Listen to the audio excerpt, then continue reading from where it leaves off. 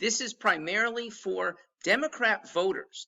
And you were the majority of people I met this summer when I was petitioning outside. You saw me at gas stations. You saw me at those stop and shops throughout Hartford, West Hartford. I was in Vernon, Bristol, New Britain. The majority of you are Democrat or independent who lean Democrat.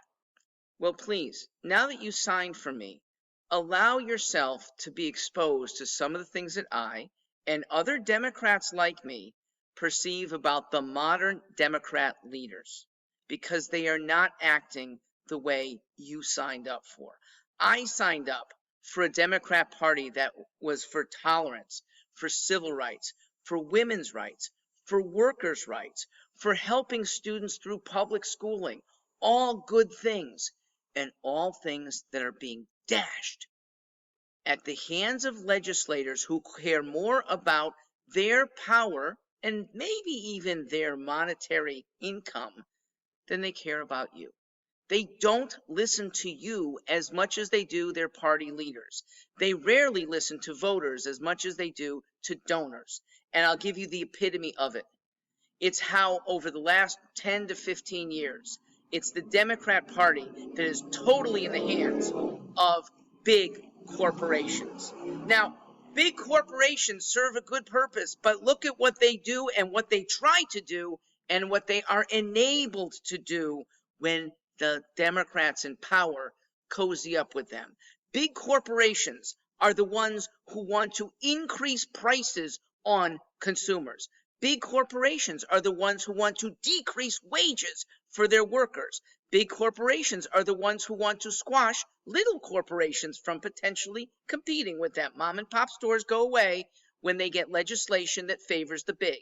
And finally, big corporations want to eviscerate pensions for their own retired workers. I briefly worked for a law firm that was entrusted to do just that, get rid of the ERISA obligations for, actually it was two big companies that they could get out of their obligations.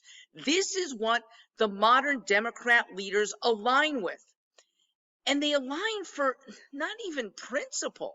I mean, at least conservatives often support corporations, but on a principle that they applaud big business for trickle down. Okay, that it can help workers even though you're exceptionally helping those at the top. All right, it's a reasonable theory.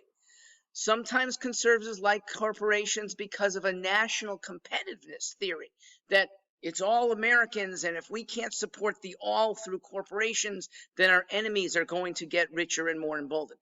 That's a reasonable theory too. And though sometimes they violate their own precepts on corporate welfare, conservatives are loath to give government money and government benefits to corporations. Democrat leaders have no such compunction. They have zero. They give big money to corporations for the worst of reasons. It's for political donations. And these donations and other paybacks, for them, the Democrat leaders sell out even more. They grant favored corporations restrictions that only these big corporations can avoid. While the small, the less politically nimble corporations, they can't play the same game. Some of these Democrat leaders have been overt about this. Hillary Clinton famously said she wasn't going to be responsible for undercapitalized companies navigating the big labyrinth of healthcare that she was managing. Obama and Biden were developing Obamacare with Big Pharma and big hospitals and big insurance firms in mind. And now President Biden, with almost every domestic policy he enacts by executive order, it helps the strong and it leaves the weak wafting in the wind. Now that wouldn't be so bad, except every elected Democrat defends him. And that may be worse, that the silence of those lambs, the silence of elected leaders who do know better and choose to let it all stay. Because when it all stays and a Democrat-controlled state stays Democrat-controlled, they have personal benefit. It is time to oust the silent. These Democrats are not leaders. You don't have to vote Republican.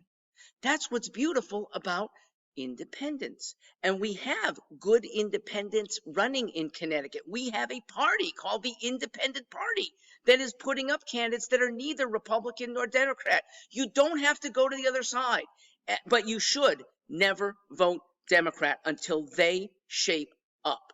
I don't think you should vote Republican either unless your rep can put a wall between himself and Donald Trump. So please consider candidates who are independent.